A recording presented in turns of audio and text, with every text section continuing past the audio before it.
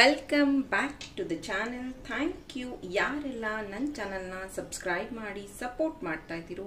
First time ಇದೇ ಒಂದು video ಮುಖಾಂತರ ನನ್ನ ಚಾನಲ್ನ ವಿಸಿಟ್ ಮಾಡ್ತಾ ಇದ್ರೆ ಮತ್ತು ರಿಟರ್ನಿಂಗ್ ಸಬ್ಸ್ಕ್ರೈಬರ್ಸ್ ಇದ್ರೆ ಎಲ್ಲರಿಗೂ ವೆಲ್ಕಮ್ ಆ್ಯಂಡ್ ವೆಲ್ಕಮ್ ಬ್ಯಾಕ್. ಇವತ್ತಿನ ಟಾಪಿಕ್, ಈ ಪ್ರೀತಿಯಲ್ಲಿ ಅವರು ಏನು ಯೋಚನೆ ಮಾಡ್ತಿದ್ದಾರೆ, ಅಂದರೆ ನಿಮ್ಮ ಪರ್ಸನ್ ಏನು ಯೋಚನೆ ಮಾಡ್ತಿದ್ದಾರೆ ಅನ್ನೋದ್ರ ಬಗ್ಗೆ ಈ ಒಂದು ಟಾಪಿಕ್. ಓಪನ್ ಮೈಂಡೆಡ್ ಆಗಿ ಈ ಒಂದು ರೀಡಿಂಗ್ನ ನೋಡಿ. Take what resonate to you, leave behind which is not resonating to you. ಯಾವಾಗ ಫಸ್ಟ್ ಟೈಮ್ ನಿಮ್ಮ ಸ್ಕ್ರೀನ್ ಮೇಲೆ ನೋಡ್ತಿರೋ ಆವಾಗ ಇದು ರೆಸೊನೇಟ್ ಆಗುತ್ತೆ.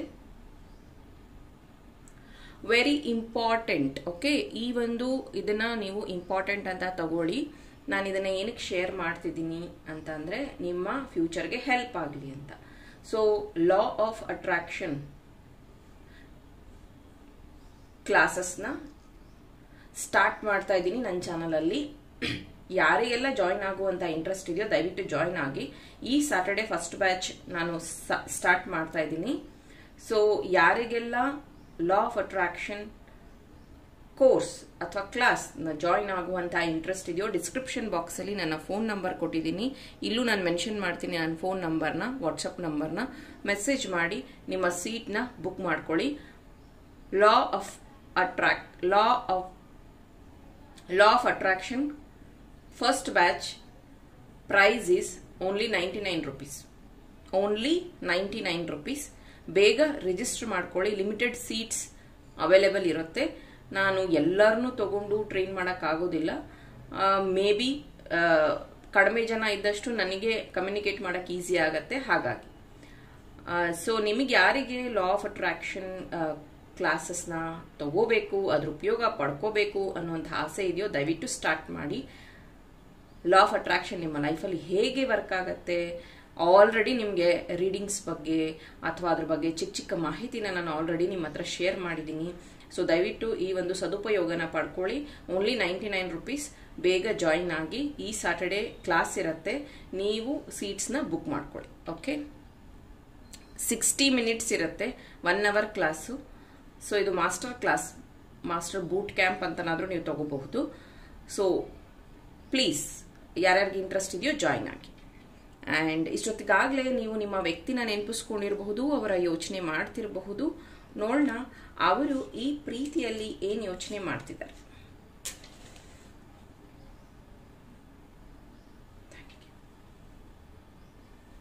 Thank you.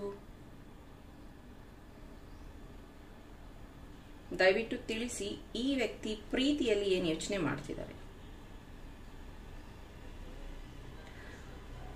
ತುಂಬಾ ದಿನಗಳಾದ ಮೇಲೆ ನಿಮ್ಮಿಬ್ಬರ ಮಧ್ಯೆ ಒಂದು ಸಣ್ಣ ಕಮ್ಯುನಿಕೇಶನ್ ಆಗಿದೆ. ಆಮೇಲೆ ನೀವು ಅವ್ರಿಗೆ ಡಿಸ್ಟರ್ಬ್ ಮಾಡಬಾರ್ದು ಅಂತ ನೀವು ಸುಮ್ಮನಾಗಿದ್ದೀರಾ, ನಿಮಗೆ ಡಿಸ್ಟರ್ಬ್ ಮಾಡಬಾರ್ದು ಅಂತ ಅವ್ರು ಸುಮ್ಮನಾಗಿದ್ದಾರೆ.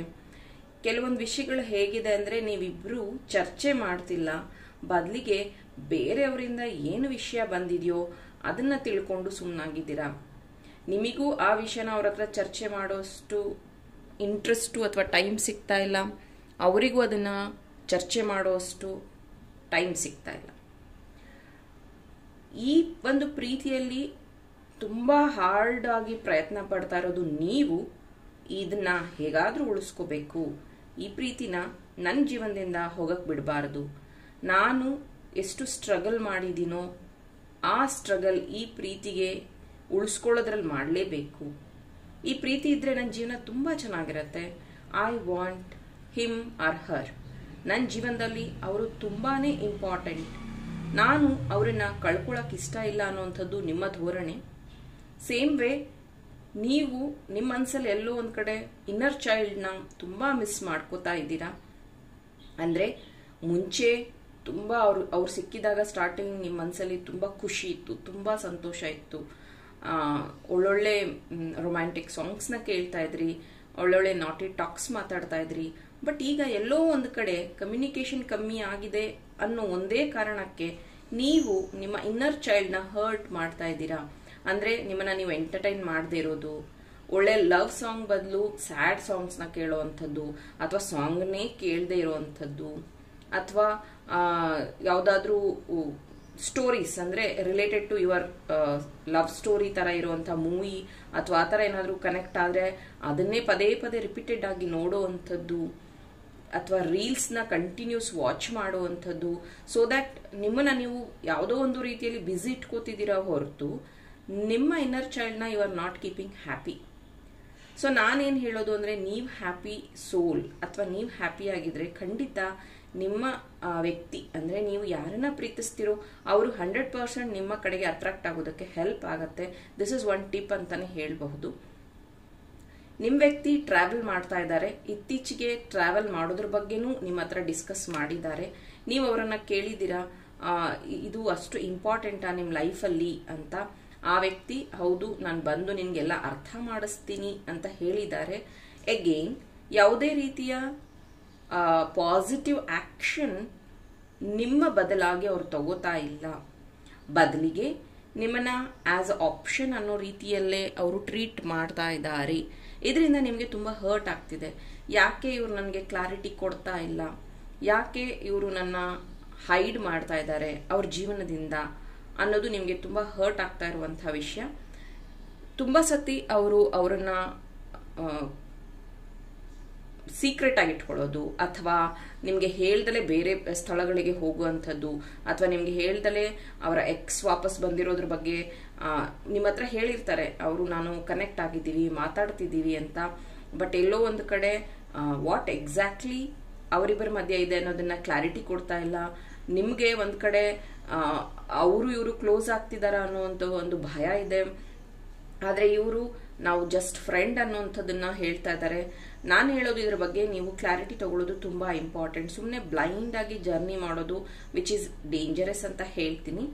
ನಿಮ್ಮ ವ್ಯಕ್ತಿ ಇತ್ತೀಚೆಗೆ ಹಳ್ಳಿ ಕಡೆ ಅಥವಾ ನೇಚರ್ ಇರುವಂತಹ ಸ್ಪಾಟ್ಗಳಿಗೆ ಹೋಗಿರುವಂಥದ್ದು, ಫೋಟೋಸ್ ಹಾಕಿರುವಂಥದ್ದು. ವೆರಾಸ್ ಇದರಲ್ಲಿ ವೆರಿ ಕ್ಲಿಯರ್, ನೀವು ನಿಮ್ಮನ್ನ ಅಲೋನ್ ಆಗಿ ಇಟ್ಕೋತಿದ್ದೀರಾ, ಎಲ್ಲರಿಂದನೂ ದೂರ ಇಟ್ಕೋತಿದ್ದೀರಾ, ನಿಮಗೆ ನೀವು ಹರ್ಟ್ ಮಾಡ್ಕೋತಿದ್ದೀರಾ. ಬಟ್ ನಿಮ್ಮ ವ್ಯಕ್ತಿ ಅವರ ಲೈಫಲ್ಲಿ ತುಂಬಾ ಚೆನ್ನಾಗಿದ್ದಾರೆ ಆ್ಯಂಡ್ ಅವರು ಎಂಜಾಯಿಂಗ್ ದೇರ್ ಲೈಫ್, ಅವರು ಜೀವನದಲ್ಲಿ ಮುಂದುವರಿತಿದ್ದಾರೆ. Not like you. Please correct yourself ಅಂತ ಹೇಳ್ತೀನಿ. ಅವರು ತುಂಬ ಸತಿ ನಿಮ್ಮ ಹತ್ರ ಹೇಳ್ಕೊಂಡಿದ್ದಾರೆ, ನಂಗೆ ತುಂಬ ಕಷ್ಟ ಇದೆ, ಹಣಕಾಸಿನ ವಿಚಾರದಲ್ಲಿ ನಾನು ನಿನ್ಗೆ ಹೆಲ್ಪ್ ಮಾಡೋಕೆ ಆಗೋದಿಲ್ಲ ಅಂತ. ವೆರಾಸ್ ನೀವು ಪ್ಯಾರಲಲ್ ಆಗಿ ಇನ್ನೊಂದ್ಸತಿ ಚೆಕ್ ಮಾಡಿದ್ರೆ ಅವರು ವೆಹಿಕಲಲ್ಲಿ ಓಡಾಡ್ತಾರೆ, ಟ್ರಿಪ್ಸ್ ಪ್ಲಾನ್ ಮಾಡಿದ್ದಾರೆ, ಫ್ಯಾಮಿಲಿ ಜೊತೆ ಒಳ್ಳೆಯ ಟೈಮ್ನ ಸ್ಪೆಂಡ್ ಮಾಡಿದ್ದಾರೆ. ಇದೆಲ್ಲ ನಿಮ್ಗೆ ಏನ್ ಅನ್ಸತ್ತೆ? ಓಕೆ, ಒಂದ್ಸತಿ ತುಂಬಾ ಅವ್ರನ್ನ ನಂಬಿದ್ರಿ, ಇನ್ನೊಂದ್ಸತಿ ಈಗ ಅವ್ರನ್ನ ತುಂಬಾ ಡೌಟ್ ಮಾಡ್ತಿದ್ದೀರಾ. ಈ ವಿಷಯನ ಕ್ಲಾರಿಟಿ ತಗೊಳ್ಳೋದು ತುಂಬಾ ಇಂಪಾರ್ಟೆಂಟ್. ಅಂಡ್ ಆ ವ್ಯಕ್ತಿ ಹೇಳೋವಂಥದ್ದು ಇದೆಲ್ಲ ನನ್ನ ಬೇಸಿಕ್ ಥಿಂಗ್ಸ್, ಇದನ್ನೆಲ್ಲ ನಾನು ಮಾಡಿಲ್ಲ ಅಂದ್ರೆ ಚೆನ್ನಾಗಿರೋದಿಲ್ಲ, ಇದು ನನ್ನ ಜವಾಬ್ದಾರಿ ಆಗಿರತ್ತೆ, ನಾನು ಇದನ್ನೆಲ್ಲ ಮಾಡಲೇಬೇಕು ಅನ್ನೋಂಥದ್ದು. ಎಸ್, ಪ್ರೀತಿಯಲ್ಲಿ ಅವರು ನಿಮ್ಮ ಬಗ್ಗೆ ತಗೊಂಡಿರುವಂತಹ ನಿಲುವು, ನಿಮ್ಮ ಬಗ್ಗೆ ಇರುವಂತಹ ಅನುಕಂಪನೋ ಅಥವಾ ಪ್ರೀತಿನೋ ಅದಕ್ಕೂ ಕೆಲವೊಂದು ಜವಾಬ್ದಾರಿ ಇದೆ, ಅದನ್ನ ನಿಭಾಯಿಸೋದು ಸಹ ಅಷ್ಟೇ ಇಂಪಾರ್ಟೆಂಟ್ ಇದೆ. Letter K, S, P, C, D, N, L, Y, A letter apt ಆಗಿದೆ. ಮೇ ಬಿ ನಿಮ್ಮ ಹೆಸರಲ್ಲಿ ಅಥವಾ ನಿಮ್ಮ ಪಾರ್ಟ್ನರ್ ಹೆಸರಲ್ಲಿ ಈ ಲೆಟರ್ಸ್ ಬರ್ತಿರಬಹುದು. ಕನ್ಯಾ ರಾಶಿ, ತುಲಾ ರಾಶಿ, ವೃಶ್ಚಿಕ ರಾಶಿ, ಮೇಷ ರಾಶಿ, ಮೀನ ರಾಶಿ, ಮಿಥುನ ರಾಶಿ ಪ್ರೆಸೆಂಟ್ ಇರುವಂತದ್ದಿದೆ. ಯಾರೋ ಒಬ್ರು ವ್ಯಕ್ತಿ ಅವ್ರಿಗೆ ತುಂಬಾ ಹತ್ರ ಆಗ್ತಾ ಇದ್ದಾರೆ. ಆ ಒಂದು ವ್ಯಕ್ತಿಯಿಂದ ನಿಮ್ಮ ಮಧ್ಯ ಸಪರೇಷನ್ ಜಾಸ್ತಿ ಆಗ್ತಿದೆ ಅಥವಾ ಗ್ಯಾಪ್ ಜಾಸ್ತಿ ಆಗ್ತಿದೆ, ಮಿಸ್ಅಂಡರ್ಸ್ಟ್ಯಾಂಡಿಂಗ್ ಆಗ್ತಿದೆ. ಅದು ಬಾಯ್ ಗರ್ಲ್ ಯಾರಾದ್ರೂ ಆಗಿರಬಹುದು, ಫ್ಯಾಮಿಲಿ ಮೆಂಬರ್ ಆಗಿರಬಹುದು. ಅದನ್ನ ತಿಳ್ಕೊಳ್ಳೋದು ತುಂಬಾ ಇಂಪಾರ್ಟೆಂಟ್ ಇದೆ. ಆ ವ್ಯಕ್ತಿ ಇದನ್ನ ಏನಂತ ಹೇಳ್ತಿದ್ದಾರೆ ಅಂದ್ರೆ, ಅವರು ನನಗೆ ಹೆಲ್ಪ್ ಮಾಡ್ತಿದ್ದಾರೆ, ಅವರು ನನಗೆ ಗೈಡ್ ಮಾಡ್ತಿದ್ದಾರೆ, ನನ್ನ ಕಷ್ಟದಲ್ಲಿದ್ದಾಗ ನನಗೆ ಅವರು ಜೊತೆಗೆ ನಿಂತಿದ್ದಾರೆ, ಈ ರೀತಿಯಾಗಿ ಹೇಳ್ತಾ ಇದ್ದಾರೆ. ಬಟ್ ಇದು ಎಷ್ಟು ಸತ್ಯ? ಯಾಕಂದ್ರೆ ಆಲ್ ದ ಟೈಮ್ ಅವರು ಒಂದು ರೀತಿಯ ಮೂಮೆಂಟ್ ತಗೋತಾ ಇದಾರಲ್ಲ, ಅದು ಅವರ ಲೈಫಲ್ಲಿ ಮುಂದುವರಿಯುವಂತಹ ರೀತಿ. ವೆರಾಸ್ ನಿಮ್ಮ ಪ್ರೀತಿಯಲ್ಲಿ stuck energy, no clarity, no communication, very less communication. But ಏನೋ ಒಂಥರ ನಿಮ್ಮನ್ನು ಬಿಟ್ಟಿಲ್ಲ ಅನ್ನೋ ತರ ಅಥವಾ ನಿಮ್ಮನ್ನ ಕರ್ಕೊಂಡು ಲೈಫಲ್ಲಿ ಮುಂದುವರಿತಿದ್ದೀನಿ ಅನ್ನೋ ತರಾನು ಇಲ್ಲ. ನೀವು ಯಾವಾಗಲೂ ಅದೇ ಬೇಜಾರಾಗಬೇಡಿ. 2023 ಎಂಡಲ್ಲಿ ಏನಿತ್ತೋ 2024 15 ಡೇಸ್ ಆದರೂ ಇವರಿನ ಸೇಮ್ ಪೊಸಿಷನ್. ನೀವು ಅನ್ಕೊಂಡ್ರಿ ಈ ವರ್ಷ ಒಳ್ಳೆಯ ಬದಲಾವಣೆ ಬರುತ್ತೆ ಅಂತ. ಈ ಒಂದು ಕ್ಲಾರಿಟಿನ ನಿಮ್ಮ ಪ್ರೀತಿಯಲ್ಲಿ ತಗೊಳ್ಳೋದು ತುಂಬಾ ಇಂಪಾರ್ಟೆಂಟ್ ಇದೆ. ಎಸ್, ಅವ್ರಿಗೆ ಹರ್ಟ್ ಆಗುತ್ತೆ, ಮಾತಾಡಬಾರ್ದು ಅನ್ನೋದು ಒಂದು ಕಡೆ. ಸೇಮ್ ಟೈಮ್ ಅವರು ನಿರ್ಧಾರಗಳು ನಿಮ್ಮನ್ನ ಮತ್ತು ನಿಮ್ಮ ಇನ್ನರ್ ಚೈಲ್ಡ್ನ ತುಂಬಾ ಹರ್ಟ್ ಮಾಡ್ತಿದೆ, ತುಂಬಾ ಸಪರೇಷನ್ ಕ್ರಿಯೇಟ್ ಮಾಡ್ತಿದೆ, ತುಂಬಾ ಅಲೋನ್ನೆಸ್ ಕ್ರಿಯೇಟ್ ಮಾಡ್ತಿದೆ, ನಿಮ್ಮನ್ನೇ ನೀವು ಕ್ವಶನ್ ಮಾಡ್ಕೊಳ್ಳೋ ತರ ಆಗ್ತಿದೆ. ಇದ್ರ ಬಗ್ಗೆ ನೀವು ಚರ್ಚಿಸಿ ಒಳ್ಳೆಯ ನಿರ್ಧಾರಕ್ಕೆ ಬರೋದು ಉತ್ತಮ.